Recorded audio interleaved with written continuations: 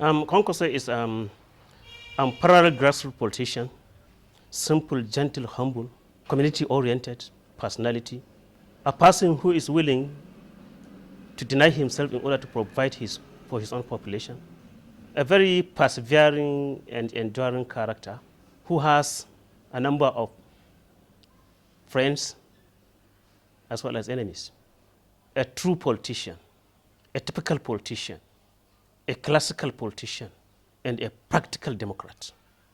That's Kwankwaso. Kwankwasiyya is a new political movement which is rooted in the idea of liberating, emancipating the youth from the clutches of gerontorical bondage. It is a movement that is focused on socio-economic transformation of the society. And it has its own aims and objective, which is built on its own priorities. The first priority of Kwankwasiyya is education.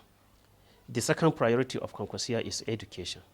The third priority of Kwankwasiyya is education. Priority number 4 of Kwankwasiyya is justice and equity. Priority number 5 of Kwankwasiyya is leadership. Priority number 6 of Kwankwasiyya is industrialization and agricultural development. Let's start with education, which is the first, the second, and the third priority. The grand commander of the movement, Kwankwaso, is passionate about education because he is conscious of the fact that it takes education to control desert. It takes education to have control over sea and ocean. It takes education to live in Antarctica comfortably. It takes education to overcome diseases. It takes education to control distance and space. It takes education to live longer. And it takes education to overcome poverty. That's why Kwankwasiyya, as a political movement which metamorphosed into political ideology, has education as its first, second, and third priority. Priority number 4 of the Kwankwasiyya is justice and equity. We, the Kwankwasiyya fanatics, are working assiduously to ensure justice and equity in the Federal Republic of Nigeria.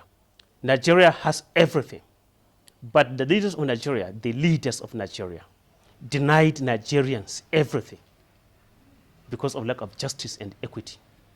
Because of lack of justice and equity, even though Nigeria is the most resourcefully richest country in the world, yet the most poorest country in the world. This is due to the lack of justice and equity.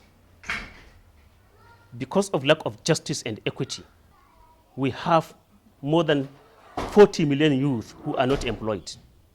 Because of lack of justice and equity, we have 80% of Nigerians who are in abject poverty. Because of lack of justice and equity, Nigeria cannot be able to benefit from the resources it has to develop itself because of the problem of justice and equity. Tribal conflict is a reflection of lack of justice and equity. Armed robbery, kidnapping, banditries are a reflection of lack of justice and equity. Wherever there's poverty, there must be violence. Wherever there's violence, there must be lack of development. And wherever there's lack of development, there must be more pronounced poverty. The vicious cycle continues. And all these are hinged on the problem of justice and equity. Resources of the country are not shared justly. Few parasites are the one having the monopoly of the resources of the country. That compounds the problem. So, the fourth priority is justice and equity. Priority number 5 is to ensure a leadership. We have everything but leadership. We are still working seriously to find a leadership for the country. Because of lack of leadership, that's why we have problem with justice and equity. We need leaders who are inspirational and transformational. We need leaders who are energetic, up to date, and in tune with their own environment. We need leaders who are sensitive and sensible.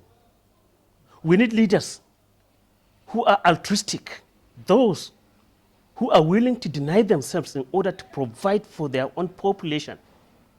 Leaders who are selfless. Leaders who are prodigal and frugal. We need leaders who are responsible and responsive.